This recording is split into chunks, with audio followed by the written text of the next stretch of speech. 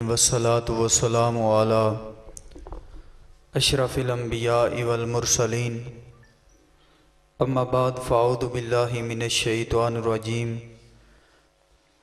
बिस्मिल्लाहिर रहमानिर रहीम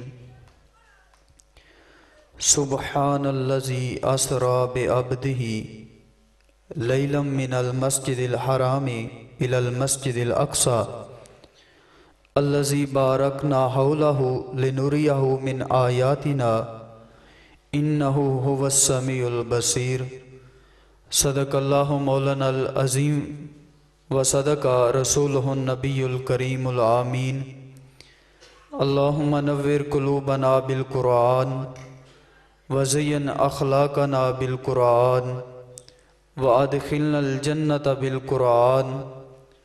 क़ाल अल्लाहु तआला व तबारक फ़ी शान हबीबिही मुख़बिरन व आमिरा इन्नल्लाहा व मलाइकतहु युसल्लूना अलन नबी या अय्युहल्लज़ीना आमनू सल्लु अलैहि व सल्लिमू तस्लीमा।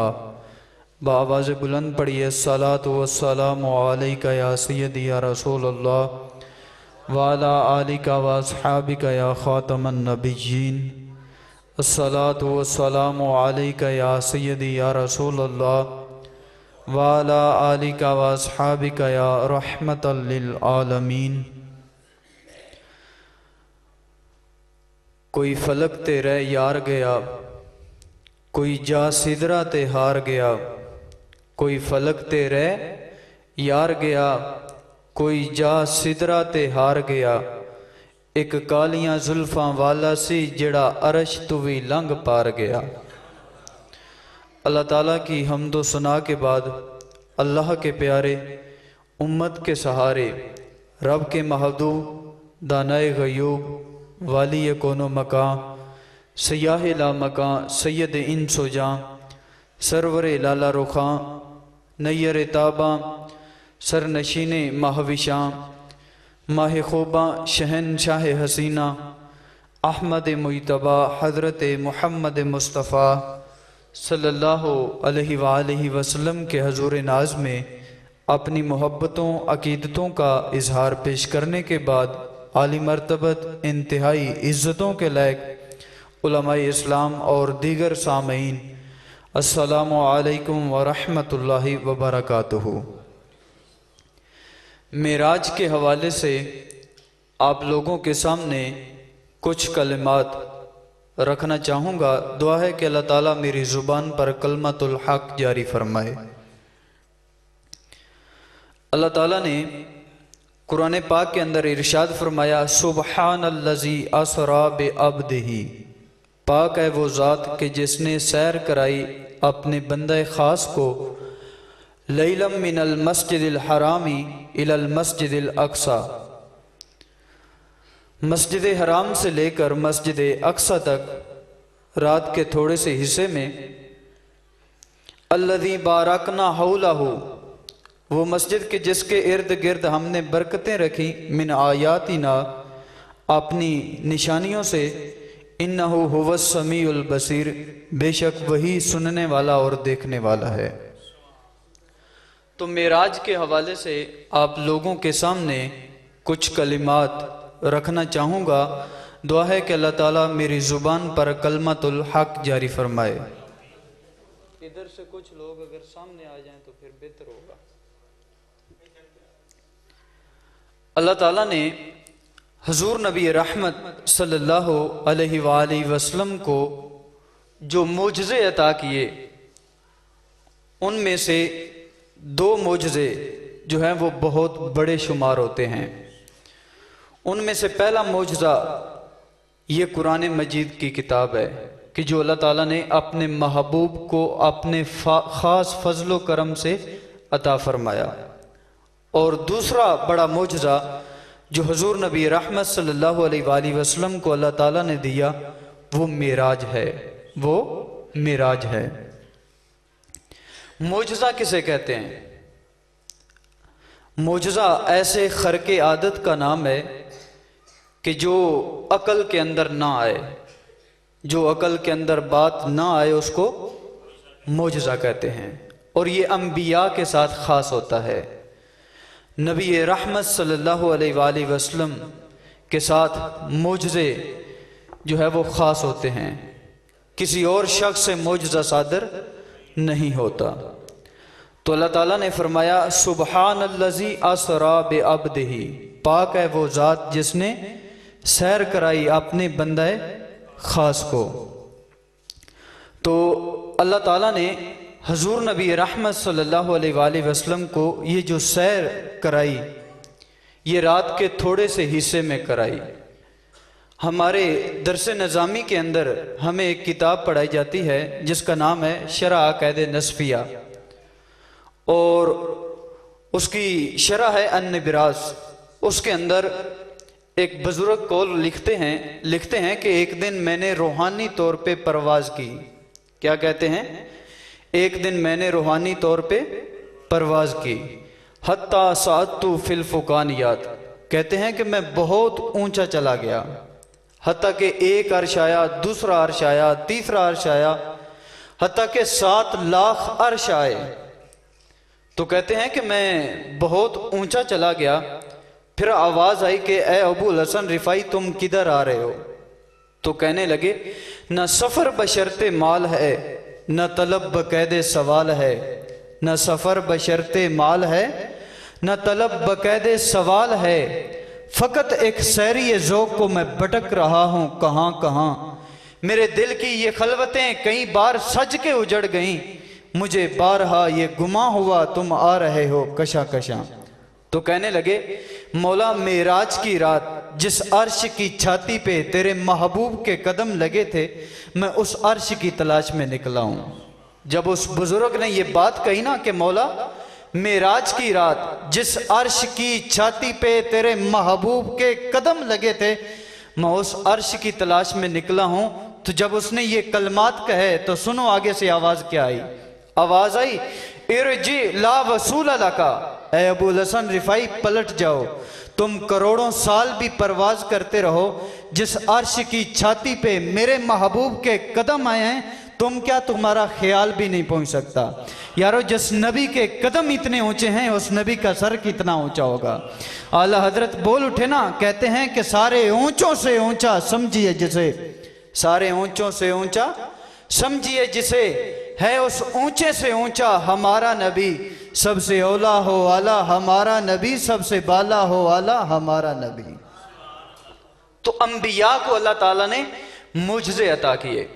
बल्कि कुरान पाक जो है ये पढ़ कर देखें, इसकी तशरीहात पढ़ के देखें, तफसीरें पढ़ के देखें, पता चलता है कि जिस दौर के अंदर जिस चीज ने उरूज पकड़ा, जिस दौर के अंदर जिस चीज ने उरूज पकड़ा, उसी दौर के लिहाज से अल्लाह ताला ने अपने नबियों को मुझसे दिए।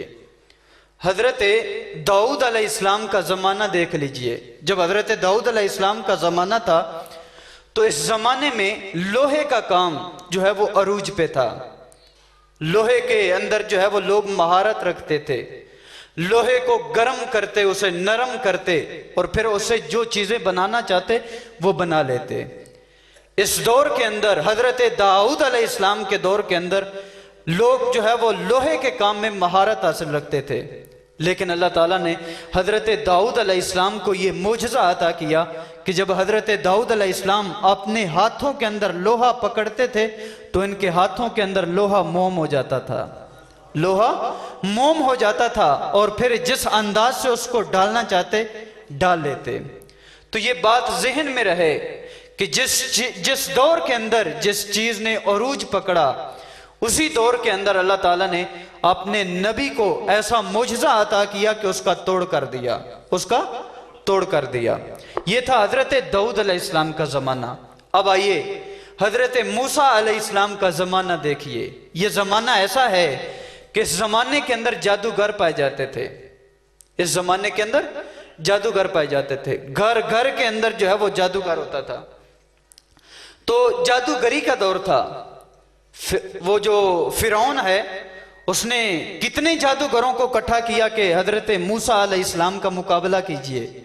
जब उन्होंने रस्सियां फेंकी तो वो बज़ाहिर चलते हुए सांप दिखाई दिए, लेकिन अल्लाह ताला ने उस दौर के अंदर हजरत मूसा अलैहिस्सलाम को जो मुजज़ा दिया वो उन लोगों का तोड़ कर दिया, जादूगरी का तोड़ कर दिया। मौजज़ा क्या दिया कि अल्लाह ताला ने हजरत मूसा अलैहिस्सलाम को एक असा मुबारक दिया जिससे वो पत्ते भी झाड़ते थे, उसी के साथ टेक लगाकर जो है वो इस्तराहत भी फरमाते थे।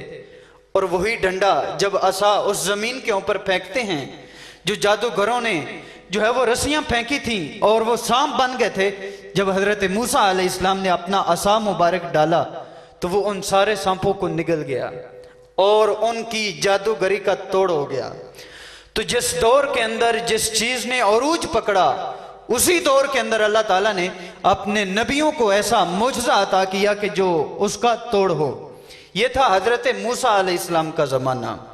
अब आइए यूसुफ अलैहिस्सलाम की कहानी सुनिए कि जब हजरत यूसुफ अलैहिस्सलाम का जमाना था, उस वक्त मिस्र के अंदर हुस्न पाया जाता था। हर शख्स जो है वो एक दूसरे से हसीन नजर आता था। लोग जो है वो लोगों की अदाओं पे मरते थे कि कैसा खुदा का शाहकार है, कैसा हुस्न दिया है अल्लाह ताला ने इस शख्स को।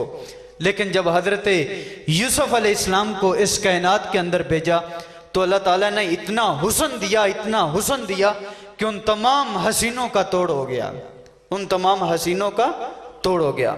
हजरत ईसा अलैहिस्सलाम का जमाना देख लीजिए कि हजरत ईसा अलैहिस्सलाम का जमाना यह है कि इस दौर के अंदर अतीब जो दवाई देते हैं, हकीम, इन लोगों ने हर चीज का इलाज ढूंढ लिया। इस दौर के अंदर हर चीज का इलाज मुमकिन था, लेकिन 3 बीमारियां ऐसी थी कि जिनका इलाज नहीं कर सकते थे।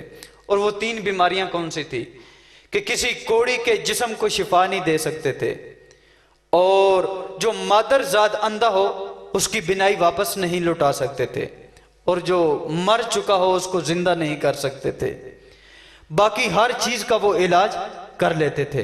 लेकिन अल्लाह ताला ने हजरत ईसा अलैहिस्सलाम को ऐसा मौजज़ा अता किया कि कोड़ी के जिस्म पे हाथ फेरते तो उसको शिफा हो जाती, मादरजाद अंधे के शख्स के ऊपर हाथ रखते तो उसकी आंखों में बिनाई लौट आती, और जब किसी मुर्दे की कब्र पे जाते उसको ठोकर लगाते तो वो मुर्दा उठ के खड़ा हो जाता। तो जिस दौर के अंदर जिस चीज ने अरूज पकड़ा, उसी दौर के अंदर अल्लाह ताला ने अपने नबी को ऐसा मौजज़ा अता किया कि उस अरूज को खत्म कर दिया, उसका तोड़ खत्म कर दिया। लेकिन आइए, जब हजूर नबी रहमत सल्लल्लाहु अलैहि वसल्लम का जमाना आया, जब हजूर नबी रहमत सल्लल्लाहु अलैहि वसल्लम इस दुनिया के ऊपर जलवा अफरोज हुए, तो ये ज़बानों बयान का दौर था। इस जमाने के अंदर घर घर शायर पाए जाते थे, घर घर अदीब पाए जाते थे, लोग शायर व शायरी किया करते थे। लेकिन अल्लाह ताला ने अपने महबूब हजूर नबी रहमत सल्लल्लाहु अलैहि वसल्लम को जो मौजज़ा दिया वो कुरान दिया, और कुफार से जो है वो चैलेंज करते हुए फरमाया कि लाओ इसकी मिसल, लाओ इसकी मिसल, अगर ला सकते हो तो तमाम जिन इकट्ठे हो जाएं, तमाम इंसान जमा हो जाएं, लेकिन तुम इसकी मिसल नहीं ला सकते और कयामत तक नहीं ला सकते।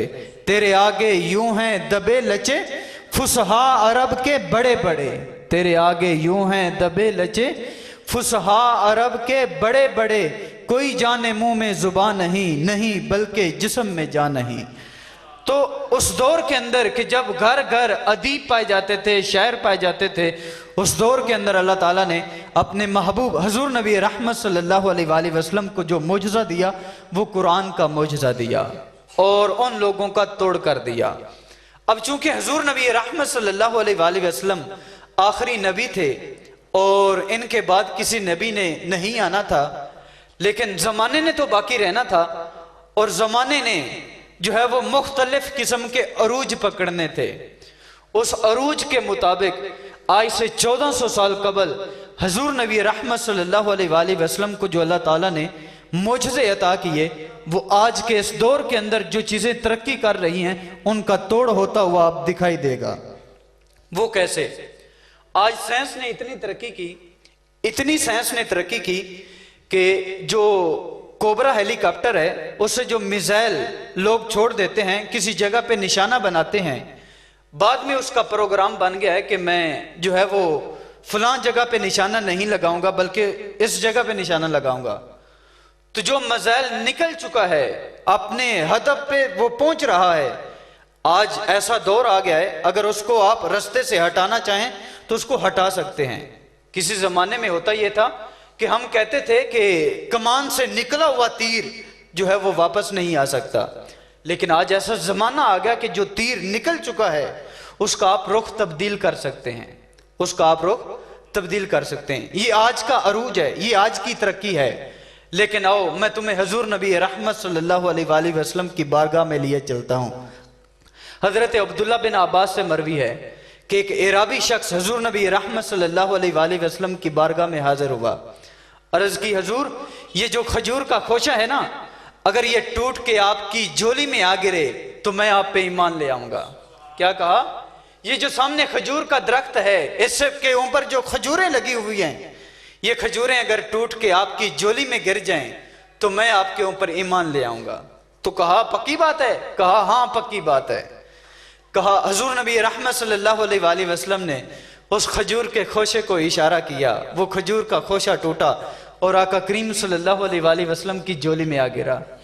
तो जब उस शख्स ने ये मंजर देखा तो उसके लबों से कलमा जारी हो गया, उसके लबों से कलमा जारी हो गया। अब हजूर नबी रहमत सल्लल्लाहु अलैहि वसल्लम उसके ईमान लाने की खुशी में वो खजूरें बांट भी सकते थे, उसको जो है वो तकसीम भी कर सकते थे कि ये शख्स ईमान लेकर आया, बल्कि उस शख्स को भी दे सकते थे कि जाओ ये खजूरें ले जाओ और अपने कबीले वालों को देना और उन्हें कहना कि मुझे अल्लाह ने ईमान की दौलत से माला माल किया है। लेकिन आका करीम सल्लल्लाहु अलैहि वसल्लम ने वो खजूरें बांटी नहीं है, चूंकि आका करीम सल्लल्लाहु अलैहि वसल्लम जानते थे कि कुर्बे क़यामत में ऐसा जमाना आएगा कि लोग मिसाइलों के रुख फेरेंगे, लोग मिसाइलों के रुख फेरेंगे। ये आका करीम सल्लल्लाहु अलैहि वसल्लम जानते थे और उस खजूर के खोशे से मुखातिब होके कहने लगे, ओ खजूर के खोशे, तुम्हें जिस काम के लिए बुलाया था वो काम तो हो गया, अब वापस जाके जुड़ भी जा, अब वापस जाके जुड़ भी जा। तो आज अगर मिसाइलों के रुख फेरे जा रहे हैं तो आज से 1400 साल कबल हजूर नबी रहमत सल्लल्लाहु अलैहि वसल्लम उस खजूर के खोशे से मुखातिब होके कहते हैं कि भाई तुम्हें जिस काम के लिए बुलाया था वो काम तो हो गया, अब वापस जाके जुड़ भी जा। तो हजूर जो है वो उतारना नहीं जानते, उसको वापस जोड़ना भी जानते हैं। आका करीम सल्लल्लाहु अलैहि वसल्लम की ज़ात जो है वो चांद के टुकड़े करना नहीं जानती, उसको वापस जोड़ना भी जानती है। तो आज अगर कोई तरक्की कर रहा है, कोई साइंसदान तरक्की कर रहा है, तो आका करीम सल्लल्लाहु अलैहि वसल्लम का ये मोजज़ा ऐसा मोजज़ा है कि जो आज की तरक्की का तोड़ कर रहा है, आज की तरक्की का तोड़ कर रहा है। ये साइंस तो आज तरक्की कर रही है ना, और आज जो है वो इंसान चांद जैसी धरती को अपने कदमों के नीचे रौंद के जो है वो बड़ा फख्र करता है कि मैं वो शख्स हूं कि जो चांद के ऊपर गया, मेरे चांद की जमीन ने मेरे कदमों के तलवों को चूमा। लोग जो है वो चांद पे जाने की बातें करते हैं कि हम जो है वो चांद पे चले गए। ये आज की तरक्की है, ये आज की तरक्की है। लेकिन मेराज की रात आका करीम सल्लल्लाहु अलैहि वसल्लम को अल्लाह ताला ने वहां तक बुलाया कि जहां तक किसी का ख्याल भी नहीं जा सकता, वहां तक बुलाया जहां पर किसी का ख्याल भी नहीं जा सकता। तो इस तरक्की का आका करीम सल्लल्लाहु अलैहि वसल्लम से का इस मोजज़े से जो है वो तोड़ होता है। क्योंकि साइंसदान तो आज चांद के ऊपर जा रहे हैं ना, लेकिन आका करीम सल्लल्लाहु अलैहि वसल्लम मेराज की रात वहां तक पहुंचे जहां तक किसी का ख्याल भी नहीं जा सकता। खिरद से कह दो कि सर झुका ले, खिरद से कह दो कि सर झुका ले, गुमा से गुजरने वाले यहाँ खुद पड़े हैं जिहद को लाले। कोई क्या बताए किधर गए थे, निशाने कैफो इला कहाँ था, न कोई साथी न कोई राही, न संगे मंजिल न मरहले थे। कमाने इम्कान के झूठे नुक्तों तुम अव्वल आखिर के फेर में हो, मुहीत की चाल से पूछो किधर से आए किधर गए थे। कोई हद है उनके औरूज की, बाला गालो ओलाबे कमाल ही। तो आका करीम सल्लल्लाहु अलैहि वसल्लम मेराज की रात वहां तक गए जहां तक किसी का ख्याल भी नहीं जा सकता। ये जो जबराइल अलैहिस्सलाम है ना, ये भी सिदरा पे जाके हार गए और कहने लगे हजूर अगर इससे आगे मैं एक जो है वो कदम भी आगे बढ़ूं तो मेरे पर जो है वो जल के राख हो जाएं, मेरे पर जो है वो जल के राख हो जाएं। तो आका करीम सल्लल्लाहु अलैहि वसल्लम का मेराज पे जाना ये आज की साइंस का तोड़ है। बल्कि कुछ लोगों ने एतराज भी करने थे कि ये कैसे हो सकता है कि इतने थोड़े से वक्त में अल्लाह ताला ने अपने महबूब हुजूर नबी रहमत सल्लल्लाहु अलैहि वसल्लम को इतनी बड़ी सैर कराई। बल्कि अल्लाह ताला ने फरमाया सुबहानल्लज़ी असरा, पाक है वो जात जिसने सैर कराई, पाक है वो जात जिसने सैर कराई। अल्लाह ताला ने शुरू में क्या फरमाया? सुबहाना, यानी पाक है वो जात जिसने सैर कराई। तो लोगों को ये बतलाना मकसूद था, अरे भाई तुम लोगों की समझ में नहीं आएगा कि महबूब ने सैर कैसे की, और ना ही महबूब का ये दावा है कि मैंने सैर की। दावा कौन कर रहा है? दावा तो रब कर रहा है ना। और कहा पाक है वो जात जिसने अपने महबूब को सैर करवाई, पाक है वो जात जिसने अपने महबूब को सैर करवाई। तो बल्कि आका करीम सल्लल्लाहु अलैहि वसल्लम जब वापस पलटे, उम्मे हानी के घर में आए और लोगों को बताया कि आज रात मैंने सैर की है, तो लोगों ने एतराज करना शुरू कर दिए। बल्कि अबू जहल जो था वो गलियों के अंदर जाकर जो है वो इस बात का डंडोरा पीटने लगा कि ये कैसे हो सकता है कि रातों रात जो है वो 7 आसमानों की बंदा सैर करके वापस भी आ जाए। मैं नहीं इसको मानता। बल्कि हजरत अबू बकर की बारगाह में हाजिर हुआ और जाके कहने लगा, ऐ अबू बकर बताओ, अगर कोई शख्स ये दावा करे कि मैंने रातों रात जो है वो 7 आसमानों की सैर की है, तो क्या तुम ये बात मानोगे? तो सुनो हजरत अबू बकर सिद्दीक ने क्या कहा। कहा कि ये दावा किसका है, कौन शख्स है कि जिसने ये दावा किया है? तो उसने कहा कि ये तेरे यार जो हुजूर नबी रहमत सल्लल्लाहु अलैहि वसल्लम है, उन्होंने ये दावा किया है। तो सुनो हजरत अबू बकर सिद्दीक ने क्या कहा। कहा अगर ये महबूब ने दावा किया है ना, तो फिर जो है वो मैं इसको मानता हूं, फिर मैं इसको मानता हूं। तू तो महबूब के बारे में बात करता है ना, अगर महबूब के घराने के बारे में बात करता तो मैं इसको मान लेता। तो अल्लाह ताला ने एतराज करने वालों को जवाब दिया कि ये ना देखो कि उसने सैर की है, ये देखो कि कराने वाला कौन है, ये देखो कि कराने वाला कौन है। पाक है वो जात के जिसने सैर कराई। अच्छा, ये जो महबूब अलैहिस्सलाम ने सैर की है, इसको कुरान ने सैर के माना में लिया है, इसको कुरान ने सैर के माना में लिया है, सफर नहीं मुराद लिया। चूंकि सैर और सफर में फर्क होता है। अगर बंदा सफर करे, अगर इसी मस्जिद से चौक के अंदर जाना पड़े तो लोग सफर करते हुए जो है वो जल्दी पहुंच जाएंगे। लेकिन अगर बंदा सैर करते हुए जाए तो रास्ते में अगर कहीं किसी जगह पे फूल खिड़े होंगे तो वो वहीं रुक जाएगा और वो नज़ारा देखेगा।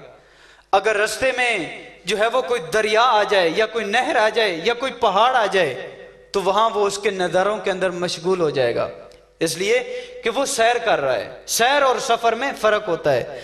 तो अल्लाह ताला ने फरमाया सुबहानल्लज़ी असरा, सुबहानल्लज़ी असरा, पाक है वो जात के जिसने अपने महबूब को सैर करवाई, पाक है वो जात जिसने अपने महबूब को सैर करवाई। यार मैं कहता हूं कि एक शख्स हुजूर नबी रहमत सल्लल्लाहु अलैहि वसल्लम रात के थोड़े से हिस्से में मस्जिद हराम से मस्जिद अक्सा तक गए और मस्जिद अक्सा से लेकर पहले आसमान तक, फिर दूसरे आसमान तक, हत्ता के 7 आसमानों पर, फिर सिदरा, फिर उससे आगे वहां तक गए जहां तक किसी का ख्याल भी नहीं जा सकता। और फिर जब वापस पलटते हैं तो कुंडी भी हिल रही है, कुंडी भी हिल रही है, बिस्तर जो है वो भी गर्म है और जो है वो उसकी सैर समझ में नहीं आती। यार जिसकी सैर समझ में नहीं आ सकती उसका सफर कैसे समझ में आ सकता है? जिसकी सैर हमें समझ में नहीं आती उसका हमें सफर कैसे समझ में आ सकता है? तो फरमाया पाक है वो जात के जिसने अपने महबूब को सैर करवाई। लैलम मिनल मस्जिदिल हरामी इलल मस्जिदिल अक्सा, रात के थोड़े से हिस्से में मस्जिद हराम से मस्जिद अक्सा तक। और आगे फरमाया अल्लज़ी बारकना हौलहु, पाक है वो जात जिसने जो है वो उसके इर्द गिर्द बरकतें रखी, पाक है वो जात जिसने उसके इर्द गिर्द बरकतें रखी। हालांकि होता यह है कि मस्जिद के अंदर बरकतें होती हैं, लेकिन मस्जिद अक्सा के हवाले से क्या फरमाया कि उसके इर्द गिर्द बरकतें हैं। अब सोचना तो यही चाहिए कि मस्जिद के अंदर बरकतें होती हैं और रब फरमा रहा है कि उसके इर्द गिर्द बरकतें हैं। तो उलमा ने इसका जवाब दिया, जवाब ये दिया उलमा ने, कहा कि उसके इर्द गिर्द तमाम बल्कि अक्सर अंबिया की कब्रें हैं, उसके इर्द गिर्द जो है वो अक्सर अंबिया की कब्रें हैं। तो इसलिए फरमाया कि उसके इर्द गिर्द जो है वो हमने रहमत रखी, बरकतें रखी। तो हुजूर नबी रहमत सल्लल्लाहु अलैहि वसल्लम मेराज की रात वहाँ तक गए जहाँ तक किसी का ख्याल भी नहीं जा सकता। महबूब की शानें तो वरा हैं, हमारी समझ में नहीं आ सकती कि महबूब को अल्लाह ताला ने कितनी शानें अता फरमाई। हजरत बायजीद बुस्तामी दाता साहब कशफुल महजूब के अंदर लिखते हैं कि तसव्वुफ के 10 बड़े इमाम हैं और उन 10 बड़े इमामों में से एक का नाम हजरत बायजीद बुस्तामी है। और कहते हैं कि एक दिन जो है वो मैंने रूहानी तौर पे परवाज़ की, बल्कि हजरत अबू अल हसन रिफाई कहते हैं कि इन्होंने एक दिन रूहानी तौर पे परवाज़ की और बहुत ऊंचे चले गए और हुजूर नबी रहमत सल्लल्लाहु अलैहि वसल्लम के मार्फत में जो है वो गोता जान हो गए। हुजूर नबी रहमत सल्लल्लाहु अलैहि वसल्लम की अजमत को देखने लगे और बुस्ताम से सफ़र करते हुए जो है वो मक्के की तरफ जाते हैं और मक्के की तरफ जाते हुए इनको 12 साल लगते हैं। कितने साल लगते हैं? 12 साल। सफ़र इतना लंबा नहीं है, लेकिन इतनी मुद्दत क्यों लग गई? इसलिए कि हर कदम पे 2 रकते नफल पढ़ते थे, इसलिए कि हर कदम पे 2 रकते नफल पढ़ते थे। इसी तरह ये सफ़र जारी रहा और जब मक्के के अंदर पहुंचे, अब खुदा का घर सामने है और हजरत बायजीद बुस्तामी ने अपनी नजरें झुका ली। मुरीदों ने कहा, हुजूर क्या मसला है कि इतने बड़े सफर से इतनी मुद्दत के बाद आप यहाँ मक्के तक पहुंचे, अब खुदा का घर सामने है, जी भर के देखते क्यों नहीं? तो हजरत बायजीद बुस्तामी कहने लगे कि अगर मैंने पत्थर ही देखने थे तो क्या वो बुस्ताम में थोड़े थे? अगर मैंने पत्थर ही देखने थे तो क्या वो बुस्ताम में थोड़े थे? मैं उधर ही देख लेता। तो जब हजरत बायजीद बुस्तामी ने नजरें उठाई ना, तो फिर काबा भी देखा और काबे वाले को भी देखा, लेकिन हजरत बायजीद बुस्तामी ने नजरें फिर झुका ली। कहा मुरीदों ने, हुजूर अब क्या मसला है, अब क्या मसला है? तो कहा जब वो नजर आ रहा है तो दरमियान में ये पत्थर क्यों नजर आ रहे हैं? क्या फरमाया कि जब वो नजर आ रहा है तो दरमियान में ये पत्थर क्यों नजर आ रहे हैं? तो जब दूसरी नजर उठाई ना, तो रब को देखा और हर तरफ रब के जलवों को देखा। तो ये है हजरत बायजीद बुस्तामी। और हजरत बायजीद बुस्तामी ने सारी जिंदगी खरबूजा नहीं खाया, हालांकि खरबूजा खाना सुन्नत से साबित है, लेकिन इसके तरीके की वजाहत नहीं मिलती कि हुजूर ने इसे तोड़ के खाया है या काट के खाया है। तोड़ के खाने लगते तो ख्याल आता कि हुजूर ने जो है वो कहीं काट के ना खाया हो, काट के खाने लगते तो ख्याल आता हुजूर ने जो है वो इसे तोड़ के ना खाया हो। तो सारी जिंदगी इस डर से कि सुन्नत रसूल की मुखालफत ना हो जाए, इन्होंने खरबूजा ही नहीं खाया। तो हजरत बायजीद बुस्तामी कहते हैं कि मैं मार्फत के समंदर में गोता जान हो गया, और कहते हैं कि जहां मेरी हद हो रही थी, जहां मेरी परवाज खत्म हो रही थी, जहां मेरी हद खत्म हो रही थी, वहां से महबूब हजरत मोहम्मद मुस्तफ़ा सल्लल्लाहु अलैहि वसल्लम की इब्तिदा हो रही थी। तो ये हैं महबूब की शानें, ये हैं महबूब की रिफ़ातें कि जहां तक किसी का ख्याल भी नहीं पहुंच सकता। महबूब को हुजूर नबी रहमत सल्लल्लाहु अलैहि वसल्लम को मेराज की रात अल्लाह ताला ने वहां तक बुलाया कि जहां तक किसी का ख्याल भी नहीं जा सकता। और जब हुजूर नबी रहमत सल्लल्लाहु अलैहि वसल्लम मेराज पे गए, वहाँ पे अल्लाह ताला ने तोहफे तहब भी दिए। और नमाजों के हवाले से जो है वो आप लोगों ने सुना होगा कि आका करीम सल्लल्लाहु अलैहि वसल्लम को 50 नमाजें तोहफे के अंदर मिली, लेकिन बाद में कम होकर 5 रह गई। लेकिन आका करीम सल्लल्लाहु अलैहि वसल्लम जो है वो मेराज के अंदर ऐसे वाक़यात भी देखे, बल्कि एक ऐसे लोगों का तबका भी देखा कि जिन लोगों के सर जो है वो पत्थरों से कुचले जा रहे थे, जिन लोगों के सर पत्थरों के साथ कुचले जा रहे थे। तो हुजूर नबी रहमत सल्लल्लाहु अलैहि वसल्लम ने जिब्राईल अलैहिस्सलाम से फरमाया कि ये कौन लोग हैं कि जिनके सरों को पत्थरों के जरिए कुचला जा रहा है? तो जिब्राईल अमीन फरमाने लगे, महबूब ये आपकी उम्मत में से वो लोग हैं कि जिन लोगों के सर जो है वो सजदे के अंदर नहीं जाते, जो अल्लाह की बारगाह में हाजिर नहीं होते, नमाज नहीं पढ़ते। तो ये इन लोगों को सजा दी जा रही है। बल्कि ये सजा ऐसी थी कि एक पत्थर के ऊपर फरिश्ते उसका सर रखते और दूसरा पत्थर उसके ऊपर से मारते और उसका सर कुचला जाता, और फिर जो है वो अल्लाह की अता से उसको सर फिर अता किया जाता, फिर उसका सर जो है वो पत्थर पे रखा जाता और ऊपर से पत्थर मारा जाता और उसके सर को कुचला जाता। तो फरमाया महबूब ने कि ये कौन लोग हैं? तो जिब्राईल अमीन कहने लगे आपकी उम्मत में से वो लोग हैं कि जो अल्लाह की बारगाह में हाजिर नहीं होते, यानी सजदा नहीं करते। तो आज हमें ये सोचना होगा कि कहीं जो है वो हम उन लोगों की सफ़ों में ना हो जाएं कि हम जो है वो क़यामत के दिन हमारे सरों को जो है वो कुचला जाए। महबूब हजूर नबी रहमत सल्लल्लाहु अलैहि वसल्लम ने एक उलमा के तबके को भी देखा, एक उलमा के तबके को भी देखा, बल्कि ऐसे लोगों को देखा कि जिनकी जुबानें जो है वो कैंचियों के साथ काटी जा रही थी। तो हुजूर नबी रहमत सल्लल्लाहु अलैहि वसल्लम ने फरमाया ये कौन लोग हैं?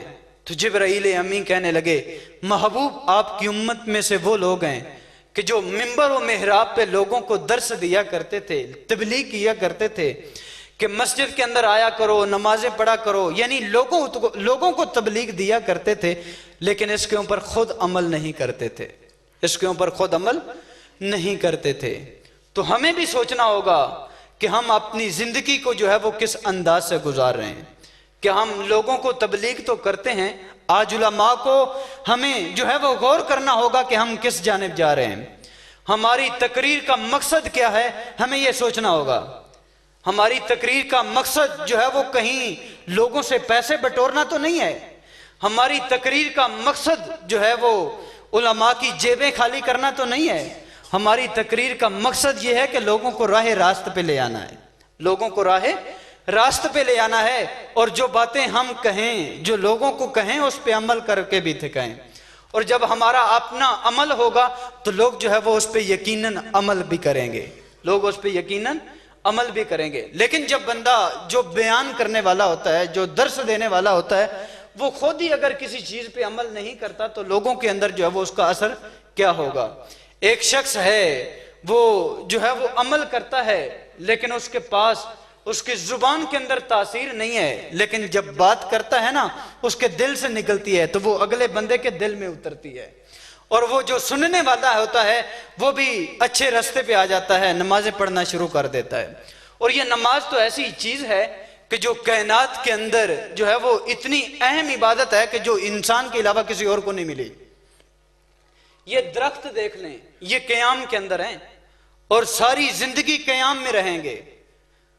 और फरिश्तों को देख लें, अल्लाह ताला के अंदर, अल्लाह ताला के यहाँ फरिश्तों की एक ऐसी जमात भी है कि जो सिर्फ क़याम में है, और एक जमात ऐसी भी है कि जो सिर्फ रकू में है, और फरिश्तों की एक जमात ऐसी भी है कि जो सिर्फ सजदे के अंदर है, और फरिश्तों की एक जमात ऐसी भी है कि जो सिर्फ जो है वो तशहुद के अंदर है। लेकिन ऐ अशरफुल मखलूकात इंसान, तू नाज कर कि अल्लाह ताला ने तेरी नमाज के अंदर क़याम भी रखा, तेरी नमाज के अंदर रकू भी रखा, तेरी नमाज के अंदर सजदा भी रखा, और तेरी नमाज के अंदर तशहुद भी रखा। और जब तू उसके दर पे आ जाएगा वो तेरे गुनाहों की तरफ नहीं देखेगा, अपनी रहमत की तरफ देखते हुए तेरे गुनाहों को माफ कर देगा।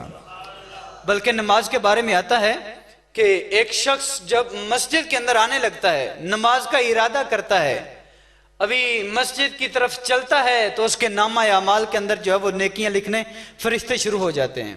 फरिश्ते उसके नामा अमाल के अंदर नेकियां लिखनी शुरू कर देते हैं। और जब मस्जिद के अंदर आता है, वुजू करता है, तो उसके आज़ाए बदनिया के गुनाह जो है वो जड़ जाते हैं। और जब मस्जिद के अंदर दाखिल होना लगता है तो मालिक की तरफ से आवाज आती है कि ऐ फरिश्तों, इस इंसान के बदन के ऊपर अगर कोई गुनाह है तो उसको उतार के एक जानिब रख दो, उसको उतार के एक जानिब रख दिया जाए। और वो फरिश्ते उसके गुनाह जो है वो एक जानिब रख देते हैं। और जब वो मस्जिद के अंदर दाखिल होता है तो खूब पाक और सुथरा होके आता है, दुआ मांग के। जब घर से जो है वो घर के लिए वापस जाने लगता है तो वो फरिश्ते मालिक की बारगाह में अर्ज करते हैं, मालिक, जो गुनाह हमने इसके बदन से उतारे थे कि अब दोबारा इसके ऊपर ला दिए जाएं। तो सुनो मालिक की तरफ से आवाज क्या आती है। मालिक की तरफ से आवाज आती है, अब उतार जो दिए हैं तो फिर उतरे ही रहने दो। तो ये नमाज की बरकतें हैं, ये नमाज की फजीलतें हैं। बल्कि ऐसे शख्स भी हैं, हुजूर नबी रहमत सल्लल्लाहु अलैहि वसल्लम ने फरमाया कि कुछ लोग ऐसे भी होंगे कि कयामत के दिन उनके चेहरे जो है वो सितारों की तरह चमक रहे होंगे। क्या फरमाया कि कुछ लोग ऐसे भी हैं कि जिनके चेहरे कयामत के दिन सितारों की तरह चमक रहे होंगे। और हुजूर ने फरमाया कुछ लोग ऐसे भी होंगे, कुछ लोग ऐसे भी होंगे कि जिनके चेहरे जो है वो चांद की तरह चमक रहे होंगे। वो कौन लोग हैं कि जिनके चेहरे सितारों की तरह चमक रहे हैं? वो लोग वो होंगे कि जब नमाज के लिए अजान होती है तो वो अपना काम काज छोड़ के जो है वो मस्जिद की तरफ चलना शुरू कर देते हैं, मस्जिद की तरफ चलना शुरू कर देते हैं। और हुजूर ने फरमाया ये ऐसे लोग हैं कि कल कयामत के दिन इनके चेहरे सितारों की तरह चमक रहे होंगे। और दूसरे वो लोग कि जो अभी अजान होनी होती है वो काम काज छोड़ के मस्जिद में आ जाते हैं। हुजूर नबी रहमत सल्लल्लाहु अलैहि वसल्लम ने फरमाया उनके चेहरे कल कयामत के दिन 14वीं के चांद की तरह चमक रहे होंगे। और तीसरा ग्रोह ऐसा भी होगा कि जिनका चेहरा जो है वो सूरज की तरह चमक रहा होगा। वो कौन सा ग्रोह है? वो ग्रोह वो होगा, आका करीम सल्लल्लाहु अलैहि वसल्लम ने फरमाया कि वो ग्रोह वो होगा कि जब एक नमाज अदा कर लेते हैं तो पिछली नमाज के इंतजार में वो ही बैठे रहते हैं। तो कल कयामत के दिन जो है उनके चेहरे जो है वो सूरज की तरह चमक रहे होंगे। बहरहाल मेरा मौजू जो है वो दूसरी जानब जा रहा है। मेराज के हवाले से बातें हो रही थी तो अल्लाह ताला ने अपने महबूब हुजूर नबी रहमत सल्लल्लाहु अलैहि वसल्लम को इतनी अजमतें, इतनी शानें अता की कि जो किसी और नबी को अता नहीं की। और हुजूर नबी रहमत सल्लल्लाहु अलैहि वसल्लम ने फरमाया इन्नी अरा मा ला तरौना व इन्नी अस्माउ मा ला तस्माउन, कि जो मैं देखता हूं वो तुम नहीं देखते और जो मैं सुनता हूं वो तुम नहीं सुनते। हुजूर नबी रहमत सल्लल्लाहु अलैहि वसल्लम जब नमाज पढ़ाते थे तो पीछे जो सहाबा खड़े होते थे ना, उनको एक दिन आका करीम सल्लल्लाहु अलैहि वसल्लम फरमाने लगे ये मत समझो कि मैं सिर्फ आगे ही देखता हूं, बल्कि जैसे मैं आगे देखता हूं ऐसे पीछे भी देखता हूं, जैसे मैं आगे देखता हूं ऐसे पीछे भी देखता हूं। एक दिन आका करीम सल्लल्लाहु अलैहि वसल्लम नमाज पढ़ा रहे थे और आका करीम सल्लल्लाहु अलैहि वसल्लम ने नमाज की हालत में यूं हाथ बुलंद किया, लेकिन आका करीम सल्लल्लाहु अलैहि वसल्लम ने फिर हाथ पीछे मोड़ दिया, हाथ जो है वो पीछे मोड़ दिया। तो जब नमाज से फारिग हुए सहाबा ने पूछा हुजूर नमाज के अंदर जो है वो कोई नया हुक्म आया है? तो आका करीम सल्लल्लाहु अलैहि वसल्लम ने फरमाया कि नया हुक्म नहीं आया, बल्कि मैं नमाज पढ़ रहा था और जन्नत के अंदर जो है वो खजूरों का खोशा लटक रहा था, तो मेरे दिल ने ये चाहा कि मैं वो खजूरों का खोशा जो है वो तोड़ दूं, तो फिर मैंने ना तोड़ा, हाथ को पीछे मोड़ दिया। यार मेरे जैसा शख्स अपना हाथ बुलंद करे तो उसका हाथ जो है वो 1 फुट ऊपर चला जाएगा, 2 फुट चला जाएगा या 3 फुट चला जाएगा, या ज्यादा से ज्यादा अगर किसी का ज्यादा बाजू है तो वो 5 फुट तक चला जाएगा। लेकिन आका करीम सल्लल्लाहु अलैहि वसल्लम जब हाथ उठाते हैं तो कहां जाता है? जन्नत में। हाथ कहां जाता है? जन्नत में। और जन्नत के अंदर जो दरख्त लगे हुए हैं उन दरख्तों की लंबाई कितनी है? उन दरख्तों की लंबाई 500 साल की मुसाफत पे है। उन दरख्तों की लंबाई 500 साल की मुसाफत पे है।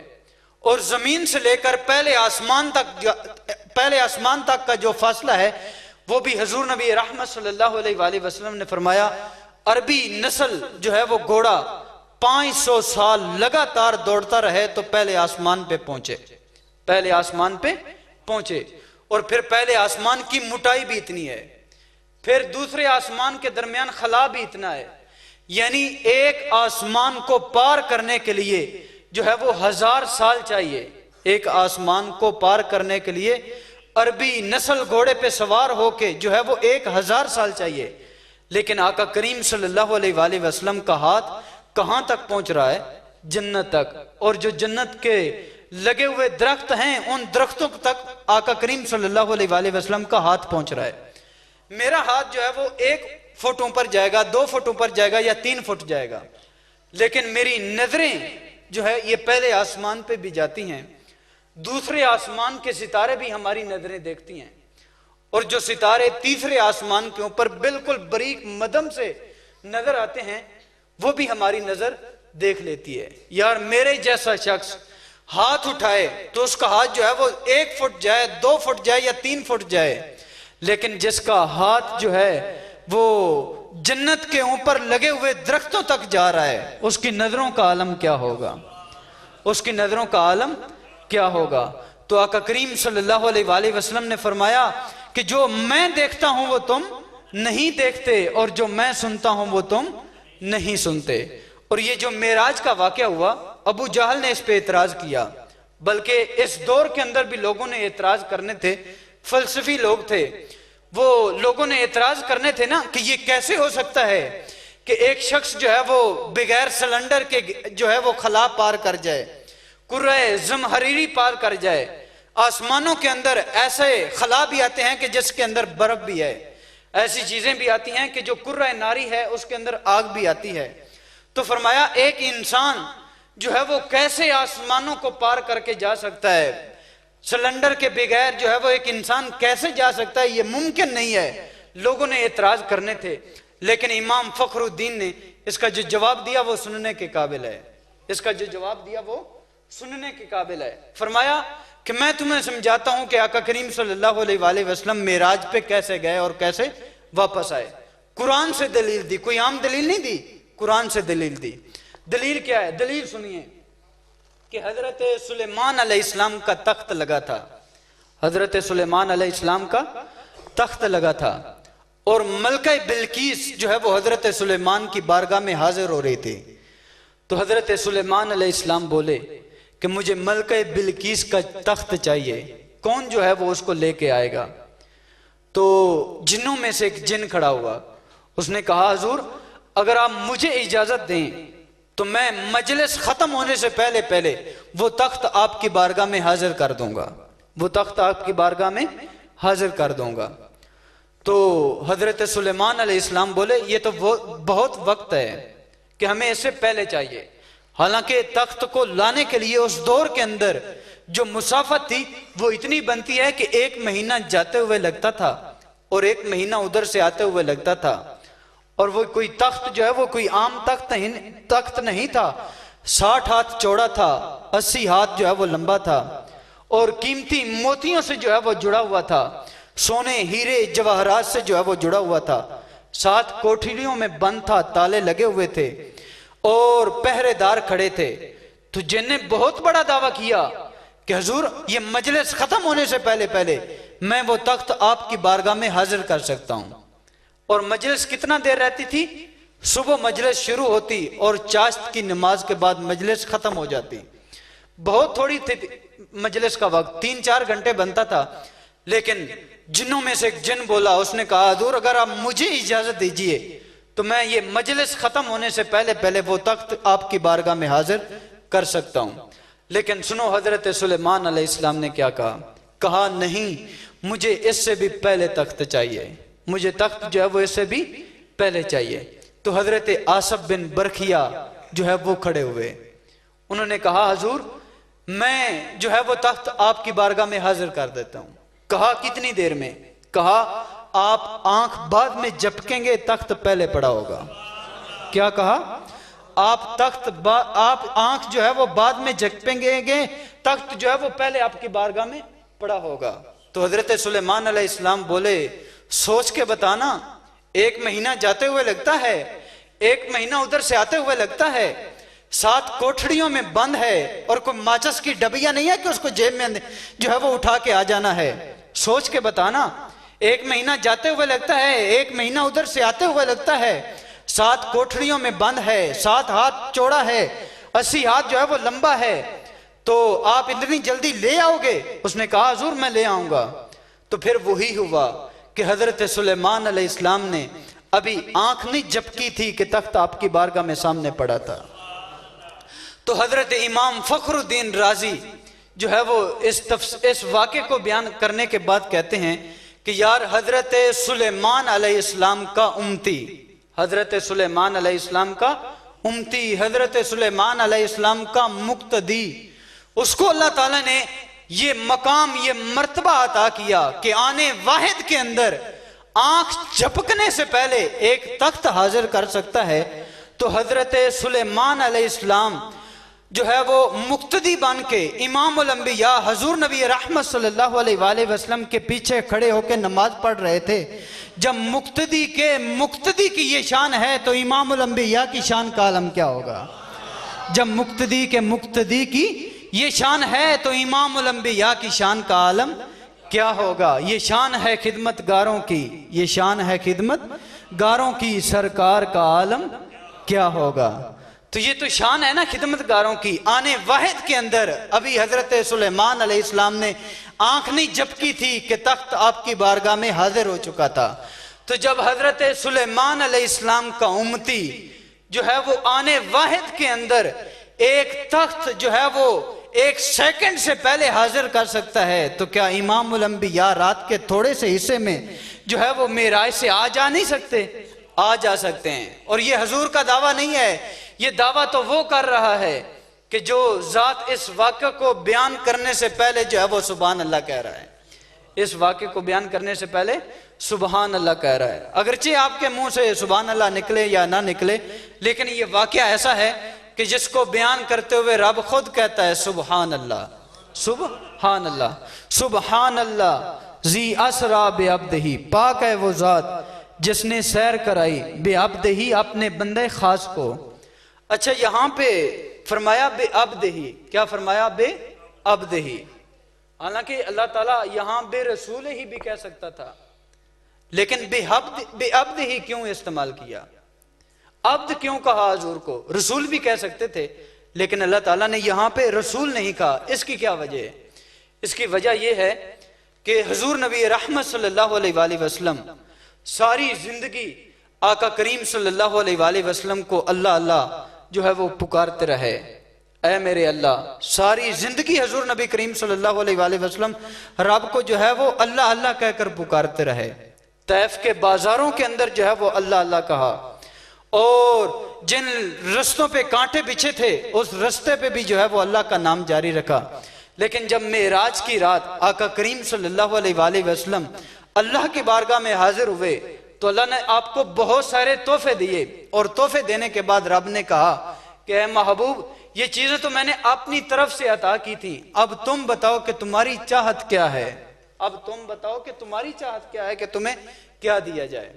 तो महबूब अलैहिस्सलाम फरमाने लगे कि ऐ रब, मैंने सारी जिंदगी जो है वो तेरा नाम लिया, तैफ के बाजारों में तेरा नाम लिया, मुश्किल हालात में भी तेरा नाम लिया, सारी जिंदगी में अल्लाह अल्लाह करता रहा। आज तू भी मुझे अपना बंदा कहकर पुकार, आज तू भी मुझे अपना बंदा कहकर पुकार। तो इसलिए यहां पे अब्द का लफ्ज इस्तेमाल किया, बे अब्द ही, यानी हमने सैर कराई अपने बंदा खास को। तो यहां अब्द से मुराद जो है वो अब्दे आम नहीं है, अब्दे खास है। अब्द से मुराद जो है वो अब्दे आम नहीं है, अब्दे खास है। अब्द की तीन किस्में हैं, अब्द की तीन किस्में हैं। एक किस्म ये है, अब्द गुलाम को कहते हैं ना, कि एक आका है और उसका गुलाम जो है वो उससे भाग गया है, ये एक किस्म है अब्द की। और दूसरी किस्म ये है कि एक आका है लेकिन उसने जो गुलाम रखा है वो गुलाम उसकी खिदमत में लगा हुआ है। और तीसरी किस्म इसकी ये है कि एक आका है और उसने जो गुलाम रखा हुआ है वो गुलाम उसकी इतनी खिदमत करता है, इतनी खिदमत करता है कि उसका आका उस पर राजी हो गया है, उसका आका उस पर राजी हो गया है। और उसका जो आका है उसने अपने तमाम खजानों की चाबियां अपने गुलाम के सुपुर्द कर दी हैं और कहा अब तेरी मर्जी, जिसको चाहो जितना चाहो अता करो। तो हजूर जो है वो अब्दे आम नहीं है, अब्दे खास हैं। तीसरी किस्म है, हजूर अब्दे आम नहीं है, अब्दे खास हैं, कि रब के खजाने हैं लेकिन रब ने अपने खजानों की चाबियां महबूब हजूर नबी रहमत सल्लल्लाहु अलैहि वसल्लम की बारगाह में पेश कर दी कि महबूब अब तेरी मर्जी, जिसको तू चाहे जितना चाहे अता करता जा, जिसको तू चाहे जितना चाहे अता करता जा। तो साहिबो, हमें मेराज से जो तोहफा मिला वो नमाज का तोहफा मिला, और भी बहुत से तोहफे मिले लेकिन खसूसी तौर पे जो तोहफा मिला वो नमाज का मिला। लेकिन हम नमाज को कितना भूले हुए हैं यार। बैर जो है वो एक मदारी वाला शख्स मदारी करने लग जाए तो उसके यहाँ कितने लोग जमा हो जाते हैं। बहर कुत्तों की लड़ाई शुरू हो जाए तो वहां कितने लोग जमा हो जाते हैं। लेकिन मस्जिद के अंदर अजान ना हो और हम मस्जिद में हाजिर ना हो तो ये हमारे लिए बदबख्ती है। शेख सादी थे ना, जंगल में गए तो रात पड़ गई, सो गए, सुबह हुई, जंगल के जितने भी परिंदे थे वो अल्लाह ताला की हम्दो सना करने लगे, लेकिन जो साथी साथ है वो सोए रहे। शेख सादी उठे, उठ के अल्लाह की बारगाह में जो है वो सजदा किया, और जब लोगों को देखा ना जो साथ आए थे, शेख सादी बोले यार ये कितना कम बख्त इंसान है, हालांकि अशरफुल मखलूकात है, लेकिन कितना कम बख्त है इंसान ये कि चिड़ियां तो सुबह उठकर जो है वो अल्लाह की बारगाह में तस्बीह और तहलील करें, लेकिन ये अशरफुल मखलूकात जो है वो सोया हुआ नजर आए। तो ये इंसान की बदबख्ती होती है कि वो अल्लाह की बारगाह में हाजिर नहीं होता। जब अल्लाह ताला किसी से नाराज होता है तो ये मत समझे कि उसकी जो है वो अल्लाह ताला बसारत छीन लेता है। जब अल्लाह ताला किसी से नाराज होता है तो इंसान से उसकी रोजी नहीं छीनी जाती। जब अल्लाह ताला किसी से नाराज होता है तो सूरज को हुक्म नहीं दिया जाता है कि इसके घर में रोशनी ना डालना। जब अल्लाह ताला किसी से नाराज होता है तो चांद की किरणों को मना नहीं किया जाता कि इसके घर के अंदर जो है वो चांदनी किरणें ना बखेरना। जब अल्लाह ताला किसी से नाराज होता है तो अल्लाह ताला उसकी जो है वो नजरें नहीं छीन लेता। जब अल्लाह ताला किसी से नाराज होता है तो उसकी रोजी नहीं बंद करता, बल्कि जब अल्लाह ताला किसी से नाराज होता है तो उससे सजदों की तौफीक छीन लेता है, उससे सजदों की तौफीक छीन लेता है। बाज़ औक़ात बंदा कहता है मैं उसकी बारगाह में हाजिर नहीं होता, और मियाँ तू कौन होता है उसकी बारगाह में हाजिर ना होने वाला? वो तुझे बुलाता ही नहीं है, वो तुझे सजदा की तौफीक ही नहीं देता। आज समझें कि हम जो है वो किस जानिब जा रहे हैं। क्या हमसे अल्लाह ताला नाराज तो नहीं हो गया कि हमें मस्जिद में आने की तौफीक नहीं होती?